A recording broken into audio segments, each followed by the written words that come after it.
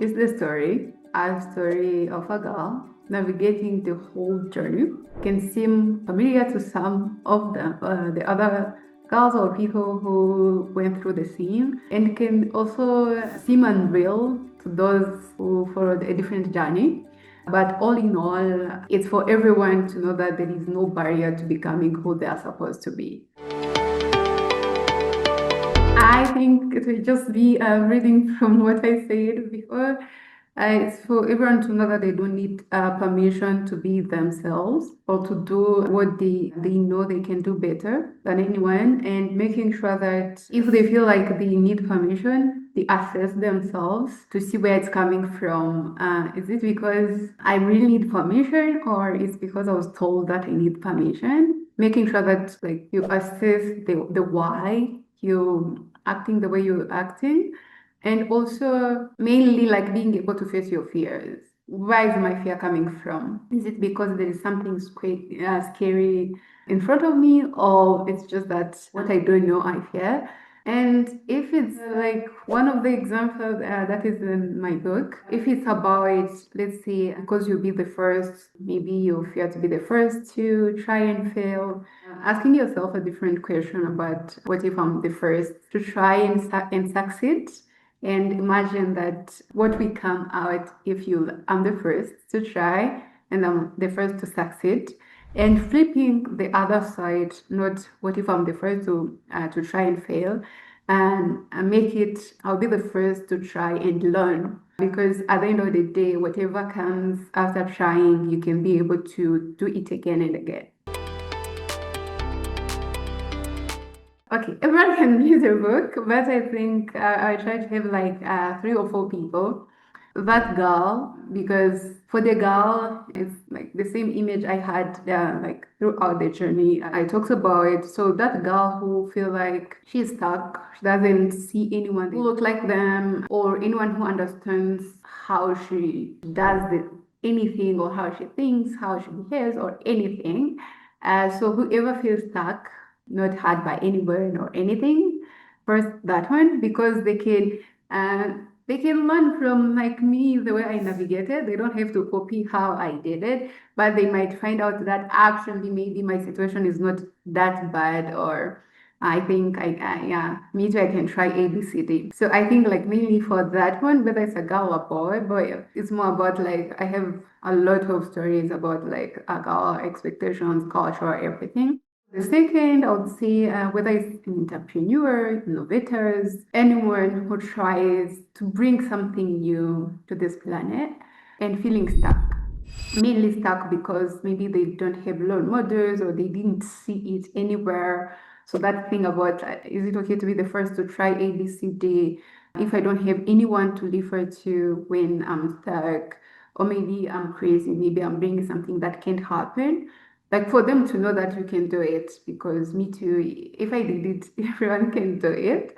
It's a matter of keeping trying and looking for other ways to do it or other people who can do, or like learning from a different, whether it's not a different situation, but a different way of approaching that. And the third, I would say, now, if I talked about the girl or the innovator, whoever, like if it's a girl, the parent, the community, if it's the innovator, whether it's the leaders, if it's at school, those principals, lecturers, whether it's in the society, policymakers, or anyone, to understand that your daughters, your students, or your people are different. So, not putting everyone in the same box, being able to read and understand actually, these people are not here to harm anything, they're just being themselves.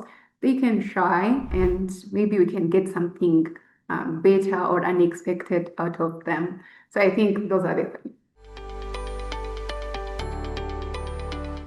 Okay, mainly like breaking the unwritten. The first thing was like there was a lot. In the beginning, we had a lot of ideas, and I felt like the ideas were kind of like only one thing, and I felt like it was a lot happening in the same book. So there's a lot about like all the stereotypes that are there. that shape who we become, yet they are not written anywhere, they are not discussed anywhere, but they end up shaping you, end up feeling like like there's a police somewhere, noticing you doing something, yet there is nowhere that is written that that thing can't be done. So being able to realize our potential outside those limits that we've kind of reached or grew up like under without even knowing how did it even come up here. So like just like being able to realize all our potentials regardless of any boundaries that we found, not knowing where they came from or at least being written somewhere for us to understand the logic behind it.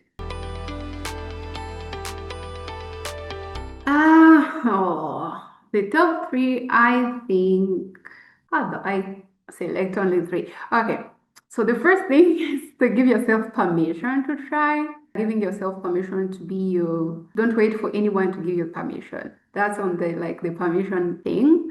And the second, every time believe in that beauty of the unknown.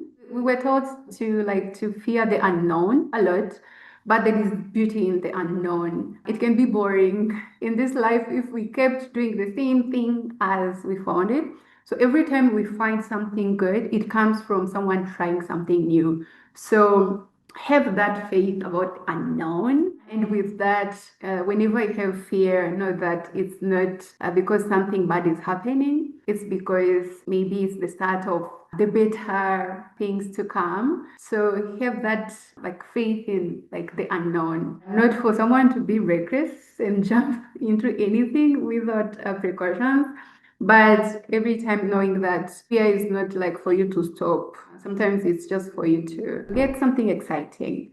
So, and on the third, I think it's more about you should have the courage to try, but also trying is not enough. You should keep the consistency and also the learning mindset and the learning and growth mindset. If you try something or if you're trying to bring something new and the others resist you, not just giving up right there. Yes, you've had the courage to try. So don't stop on the first try. You're like, oh, Blandine lied to me. No. Yes, have that courage to try, but know that they might not accept it on the first try. So come back again and again. Learn how to change the way maybe you tried it.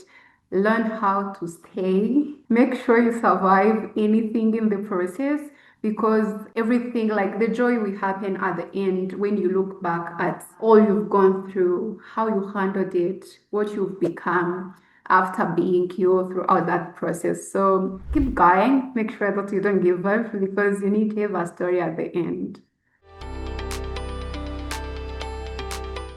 Oh, okay. Mainly being ready, maybe to be shocked. Same way you might not even be shocked, but just like read it with, how may I call this? Just read it with like the awareness, enough awareness that you might not find yourself in each page. But in any case, you find yourself somewhere, whether in my place or in the place of the people who were around me, you will end up finding some patterns somewhere. And yeah, like starting it from the beginning to the end, but knowing that you might not find yourself in each of the pages, but you will find yourself in some of the characters in it. Okay, after leading out, it's kind of like a call to action to everyone. Like, spare some time to reflect and at least challenge yourself to find one place where you've denied yourself permission, where you've thought that there is someone who will give you permission to do that and take action. At least one, like everyone, like take time to reflect, challenge yourself, and take one action.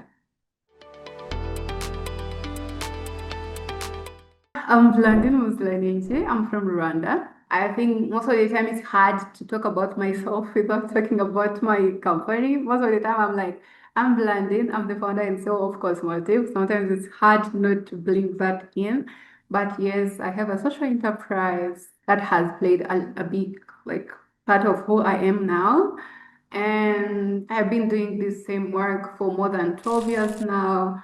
trying everything I can, using any methodologies I can to improve women's health. And with that, I'm known best for like whether using technology, textile, or community engagement for menstrual health, menstrual hygiene, management, education, women's empowerment, and more about whether it's maternal and child health, but using any of the tools from like the digital platforms to making cosmopads, the reusable sanitary pads for those who struggle to afford sanitary pads, but also for those who are allergic to the other menstrual products. And also knowing that in any way, if there's another girl who can look at me and feel encouraged to try or to become better, just like trying to be that one and making sure that there is someone who can wake up and be like, yeah, if she was here, she grew up here. If she's this, me too, I can achieve my goals. So like every day, even when it's hard,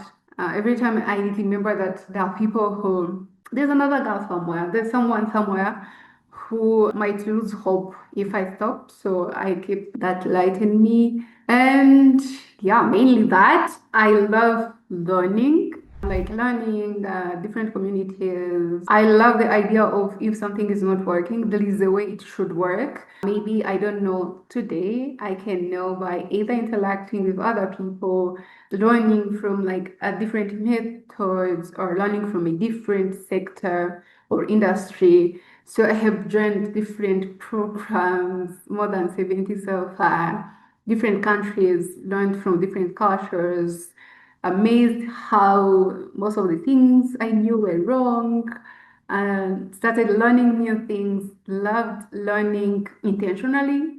Not because I found someone setting a certain set of things to learn. I love all the times that I learned something because I'm like, I better learn this because I have to use it somewhere. So like that was my favorite part of learning. And what else? Yeah, like I make sure that if anyone want to learn something, or if anyone meets me, at least they can find something positive or good, or something that can add value to wherever they were or whatever they are working on. So I guess everything I can talk about will be around that. And I keep learning, I keep growing, and I hope I will keep improving other people's lives. So I think the first thing is, okay, there's my contacts on the promotional materials. But the first thing is most of my social handles, they use Kadabla. Kadabla starting with a K and ending with an H after A. But my name's Blandine Umuziranenge. So, but on most of the socials, it's Blandine Umuziranenge, or when you use the Kadabla, you can see most of my platforms. So anyone can feel free to DM me on different socials. I use LinkedIn, Instagram, Facebook, and Twitter, and YouTube. So far, only those ones. Yeah, mainly on those ones. So from there, if anyone needs my WhatsApp, my phone number, I think I can share it from there.